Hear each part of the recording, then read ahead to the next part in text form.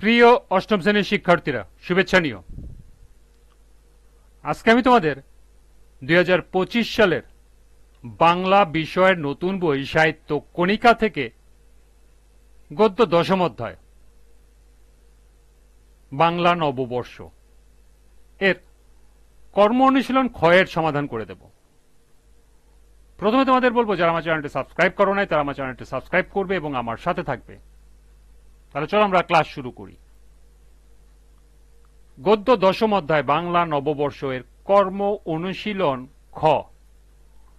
বাংলা নববর্ষের ঐতিহ্য ও বৈশিষ্ট্য রক্ষা করে তুমি তোমার বিদ্যালয়ে কি ধরনের অনুষ্ঠান আয়োজন করবে সে সম্পর্কে একটি রূপরেখা তৈরি করো। একক কাজ। তো চলো এখন আমরা এই কাজের সমাধান দেখে নিই। বাংলা নববর্ষের ঐতিহ্য ও বৈশিষ্ট্য রক্ষা করে আমার বিদ্যালয়ে যে ধরনের অনুষ্ঠান আয়োজন করব সে সম্পর্কে একটি রূপরেখা নিম্নে উপস্থাপন করা হলো। নববর্ষ উদযাপন উপলক্ষে অনুষ্ঠানের রূপরেখা। ১. অনুষ্ঠানের নাম। এসো মিলি প্রাণের উৎসবে, বাংলা নববর্ষ 1432। ২. অনুষ্ঠানের উদ্দেশ্য। বাংলা নববর্ষের ঐতিহ্য ও সংস্কৃতির প্রতি শিক্ষার্থীদের আগ্রহী করে তোলা, শিক্ষার্থীদের মাঝে দেশি সংস্কৃতি ও ঐতিহ্যের প্রতি ভালোবাসা সৃষ্টি করা এবং সর্বশেষ হল পারস্পরিক সম্প্রীতি ও আনন্দ ভাগাভাগি করে নেওয়া। ৩ নম্বর, অনুষ্ঠান পরিচালনার সময় ও স্থান। তারিখ 1 বৈশাখ, সময় সকাল 9টা থেকে দুপুর 12টা, স্থান বিদ্যালয়ের মাঠ। অনুষ্ঠান সূচি।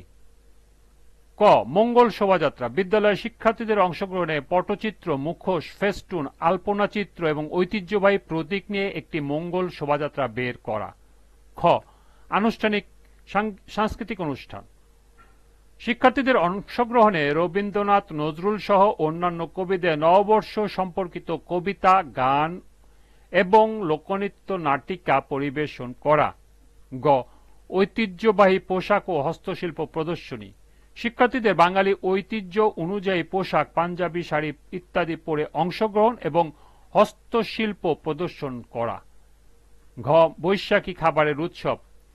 পান্তা ইলিশ, মুড়ি, চিড়া, জিলাপি, সেমাই, পিঠা, পায়েস ও ঐতিহ্যবাহী খাবারের স্টল করা এবং সর্বশেষ রচনা ও চিত্রাঙ্কন প্রতিযোগিতা। বাংলা নববর্ষ আমার সংস্কৃতি, বাঙালি উৎসব বিষয় নিয়ে রচনা ও চিত্রাঙ্কন প্রতিযোগিতার আয়োজন করা।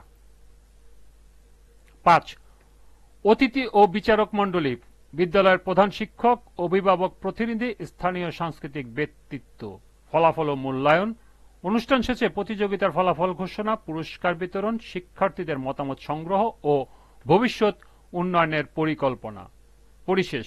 এভাবে বিদ্যালয় পর্যায়ে বাংলা নববর্ষ উদযাপন করলে শিক্ষার্থীদের নিজের শেকড়, ঐতিহ্য ও সংস্কৃতির সঙ্গে পরিচিত হতে পারবে, পাশাপাশি দেশপ্রেম, সাম্প্রদায়িক সম্প্রীতি ও সাংস্কৃতিক সৌন্দর্য উপলব্ধি করতে শেখে। এই ছিল কর্ম অনুশীলন ক্ষয়ের সমাধান। আজকের ক্লাসটি এ পর্যন্তই।